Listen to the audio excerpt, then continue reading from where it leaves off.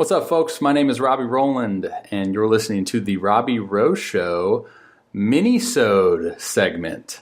Today's Mini-Sode will be on velocity versus command. Hope you guys enjoy. May I have your attention, please? Give me a heater. Now listening to Clear the Mechanism. The Robby Road Show. The Robby Road Show.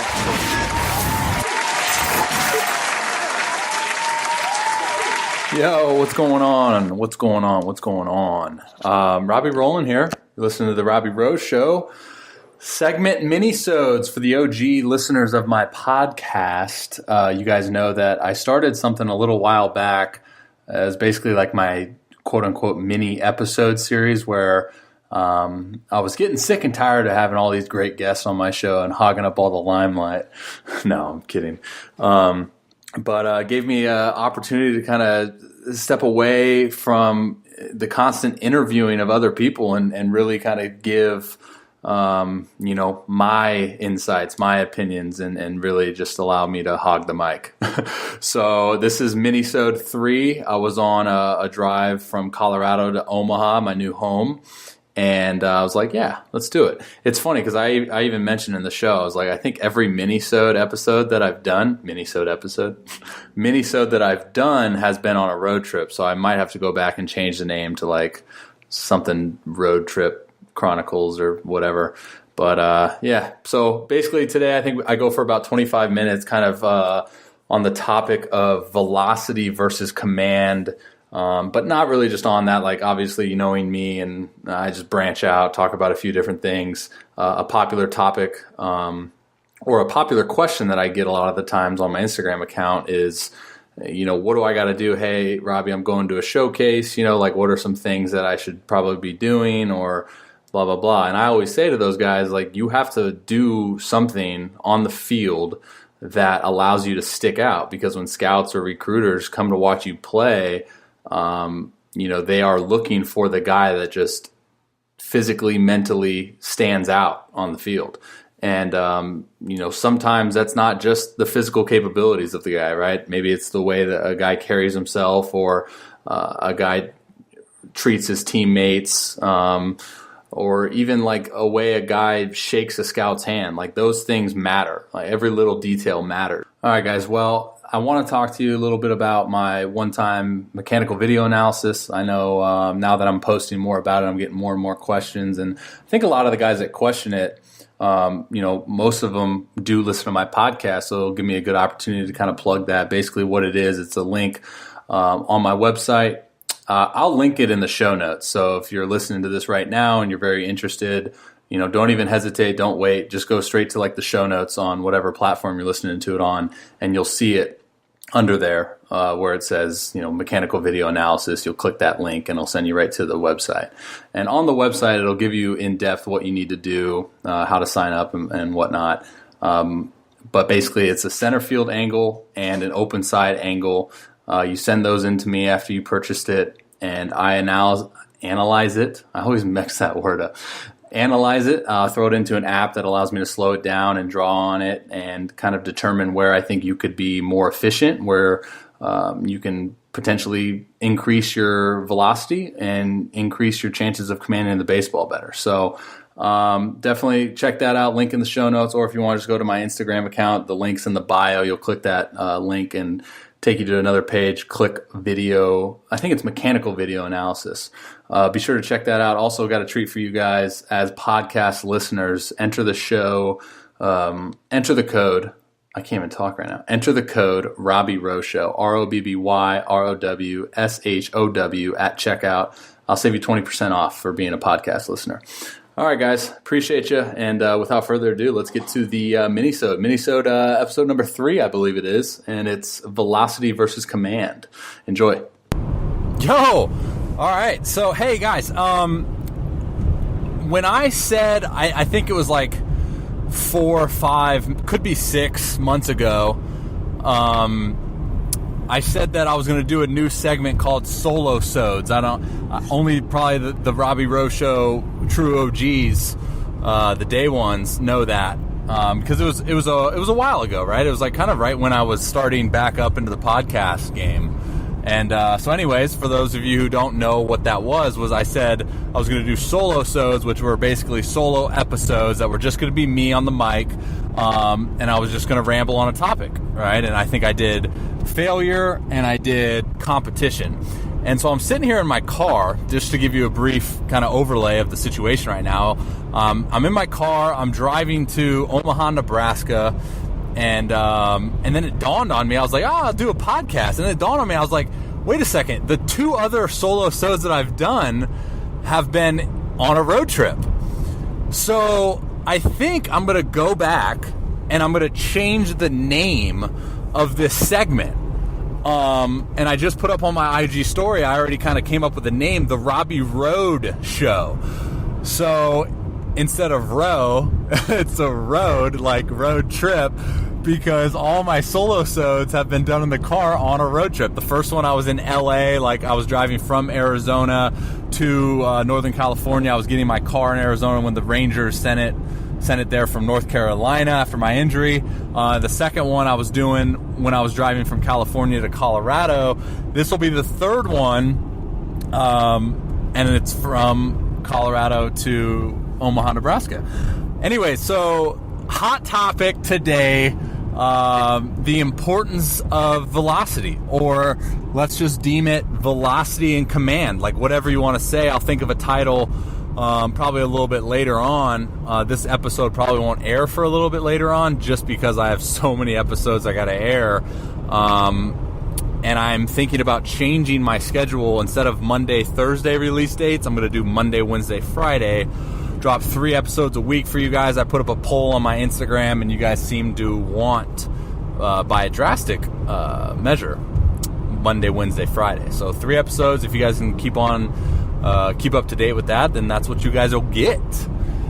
So anyways, like I said, the importance of velocity in today's day and age. I talk about it a lot on the show, but I also am going to throw a little dabble of importance of command.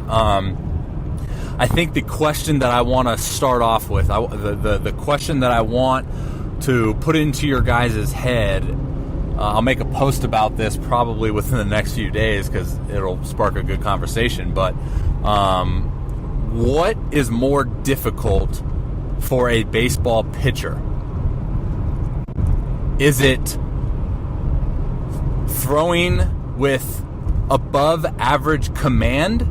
And you know, we could go back and like look at minor league average, we could look at college average, wherever you're at in your career, that'll be your average. So if you're a high school guy, we look at that average, college, so on and so forth, right? Is it harder to throw with above average command, or is it more difficult to throw with above average velocity? So again, that goes back to the original statement of what is average, right? So wherever you're at in your career, you're a high school kid, figure out what average velocity is, for a high school kid. I don't know how we could look that up or determine that, but I'm sure there's a way. And if we can't get the exact number, there's got to be a way that you can look around your league or your state or the guys that are probably going to go in the draft in your state and figure out where their average is. Obviously that puts it in a higher category because those are the guys that are top of the line, but it'll give you an estimate. And then, how do you determine what command is, right? So for me, it's walks per 9. What does that look like? What is those typical guys that are going out there and throwing? What do their counts look like often? If they are not typically getting into 3-ball counts, probably have above average command. Again, it depends on what level you're at. So I'm talking like high school, college. Now, when you get into professional, command changes drastically. I think command is valued a little bit differently. It's not so much about just throwing strikes. It's about, hey, is he commanding all 4 quadrants? And what I mean about quadrants is upper left, top right, bottom right. So can he do that? Or if you're not a quadrant guy, if you rely on a 2-seam or a slider, is he going left to right? If you're a 4-seam 12.6 curveball guy? Is he going up to down? I think that's command. Are you able to command that efficiently and effectively, right? But it's different for velocity because we have a number, right? So big league velocity is like 93 point something now. I remember when I got drafted, I think the average velocity for the big leaguers were like 89. So I got drafted in 2010. Think about that. That's crazy. So that's the question I want to leave you with, or start you off with. Is it more difficult in your scope? And what I mean by scope is like in your category of baseball, to have above average command or above average velocity? That'll be a good conversation on my Instagram here in a few days. I'm excited for that one. Anyways, so what I want to dive into today, again, like I kind of said in the beginning, was, I'm thinking about titling it like the importance of velocity, or hey, the secret is out, velocity matters. Before we really dive into this, I want to elaborate on this being my point of view, this being my perspective, this being my opinion due to the product of environment that I had been in pro ball. Right? So I say it a lot on my show. There used to be a secret, I think, in professional baseball, that everyone that was involved as like an instructor, a coach, coordinator, whatever, it was always get outs. Hey, don't matter how you do it, get outs. Right? So that gave everyone that put on a jersey that hope of, I just got to get outs, right? Like I no matter what I do, I just have to get outs. Why complicate it? Which is a great mindset. But over time, us in the organization start seeing like, wow, hey, he just got released. He had a 2.3 as a starter last year. Or hey, he just, he's not getting promoted, and he had a sub 1 out of the pen last year with 20 plus saves. He's going back to that same level. Okay. What's his stuff look like? Well, he's 88, 90. Good feel for a breaking ball. Oh, okay. Hey, that guy just had a 5.5 out of the pen and blew double-digit saves, but he's getting promoted. He's going up a level. Well, what's his stuff look like? Well, his fastball average is 96. His walks per 9 is probably like 10 to 11. But look at his stuff. This was, I'm literally speaking before the whole data analytics scene too, where organizations, I think now, are literally pulling up certain player profiles and they're looking, okay, obviously we have fastball velo, we can determine that off the score, but let's dive deeper. What's his spin? What's his axis? Right? What's the trajectory of the ball look like? Right? So now we can kind of have a number for the deception factor, I think, now. What's all that look like? So what I'm saying is, like, this was before all that, like, whereas people just kind of saw fastball velo stuff, those outings where that particular guy just was dominant, right? He had the 10-pitch, 2-punchy inning and was sitting 95, 98, but then, like, 2 outings in a row, he got pulled in his inning because he walked the house, like, whatever it is, right? There's obviously multiple occasions in which something could happen. So I think going back to the secret, right, is like we started seeing these things, or I particularly and everyone else involved start seeing these things where guys just get held back. And again, I am talking specifically professional baseball. And I'm not talking about independent ball. I'm talking about like in a Major League Baseball organization, because it's going to vary per high school, per college, and per independent ball. Because all those 3 things that I just mentioned, they care about winning. And it doesn't matter. It is exactly how you get out. Again, I can't speak for college. I don't know it. I didn't go to there. I mean, just, I am literally only saying this because of the individuals that I've talked to, and it makes sense. When you're in the minor leagues, and when I say professional baseball, I'm saying like minor leagues. Major leagues is a different story because it is about winning up there. But yeah, again, I've never been there, so I can't really speak. Can't attest to that. I can just assume, as most of you can. So in the minor leagues, as much as, we want to talk about, hey, it's about winning and let's win games, it really isn't, right? Because the organizations are trying to win at the big league level, and obviously it looks good that when their minor league systems win, it makes them look better. It's no secret. But at the same time, they're trying to produce big league talent.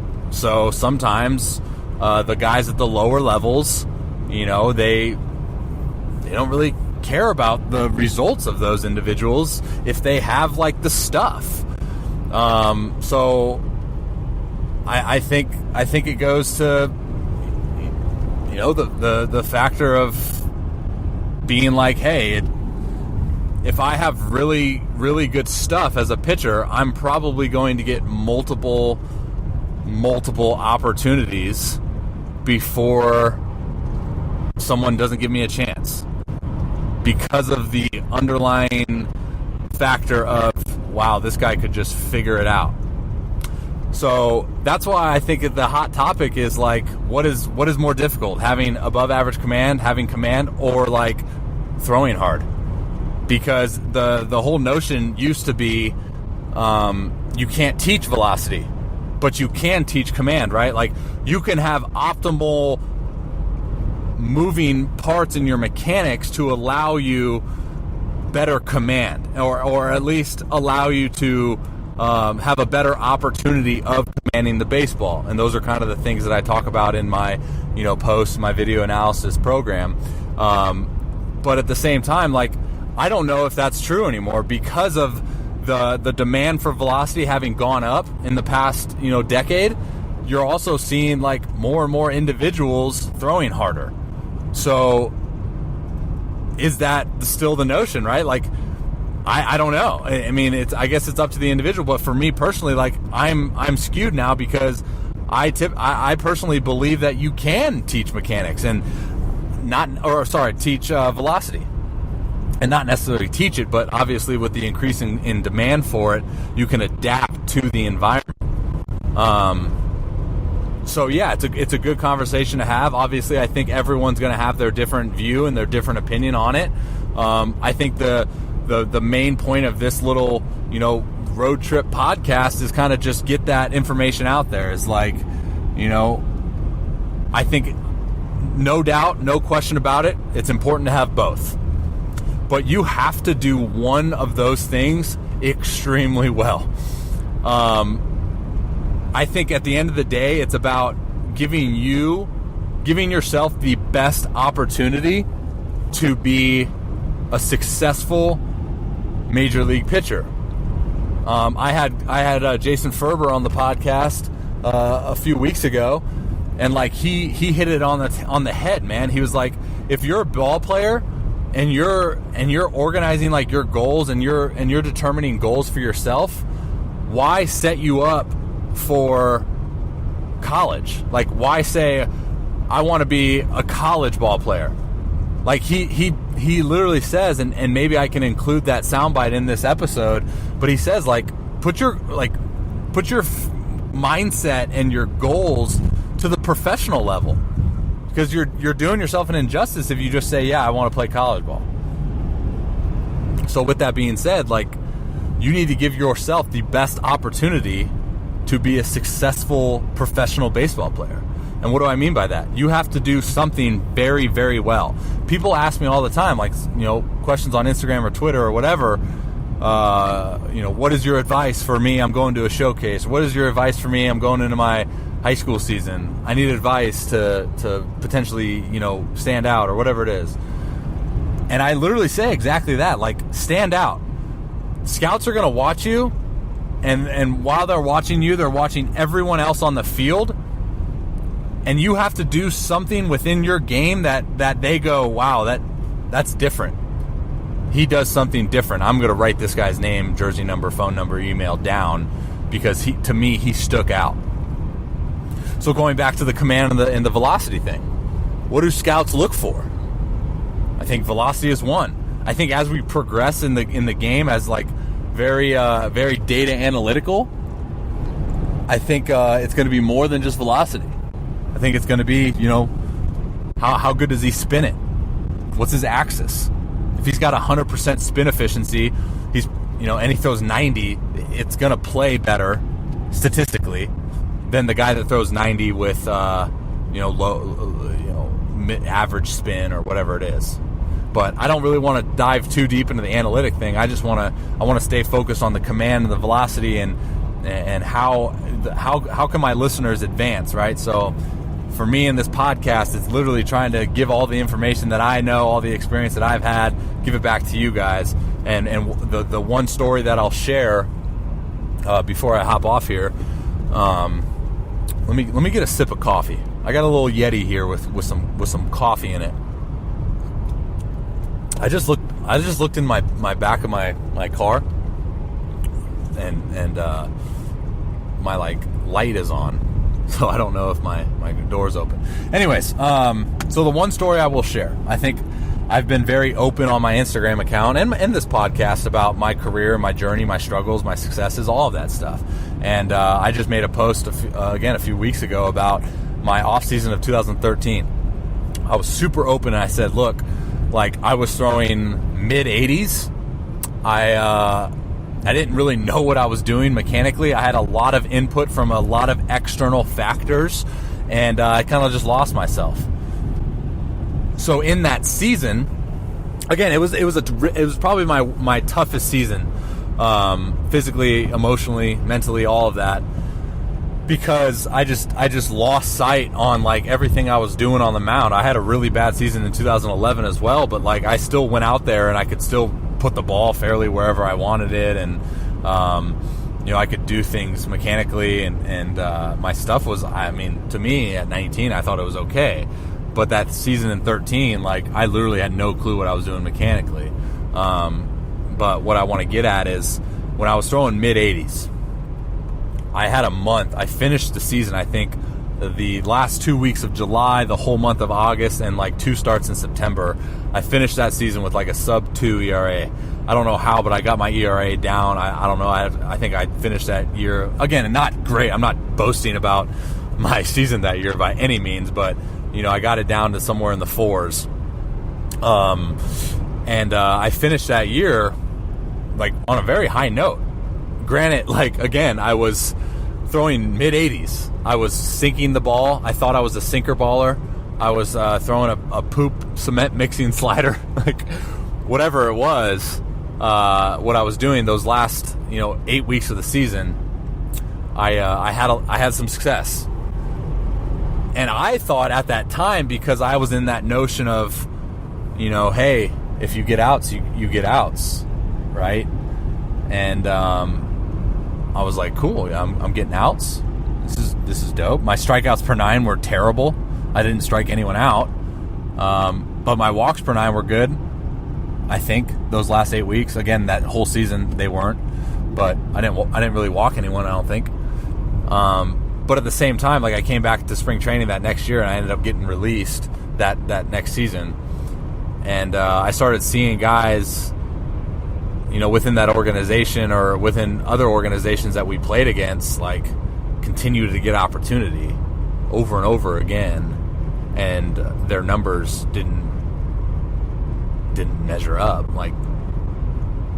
That's when I started kind of seeing, okay, I gotta do something here. I have to make, it's on me. We literally talk about the adapt or die mentality. Why are Latin American players exceptionally well at baseball? Well, to be completely straightforward with you guys, is if they don't do something extremely well in the game of baseball, they aren't getting off the island, and they're not going to be able to support their family.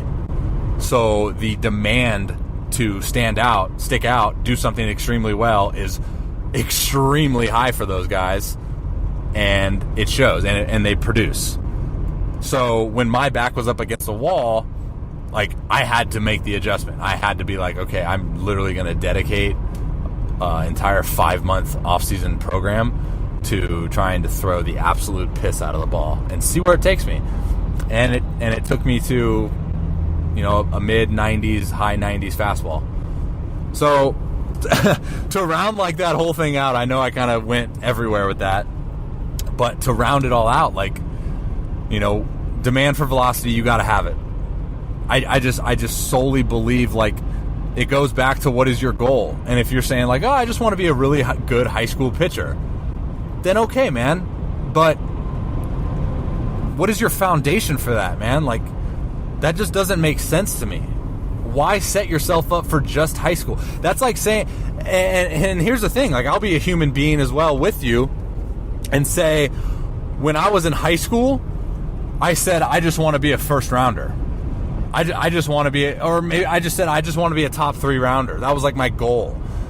And then when I went in the top 3 rounds, I think just something subconsciously, like, turned off or turned on or whatever it was.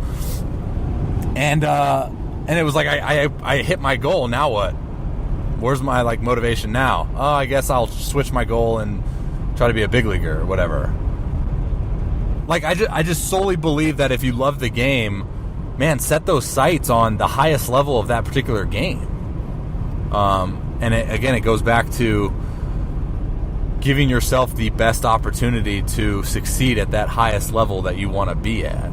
And what does that look like? Separating yourself.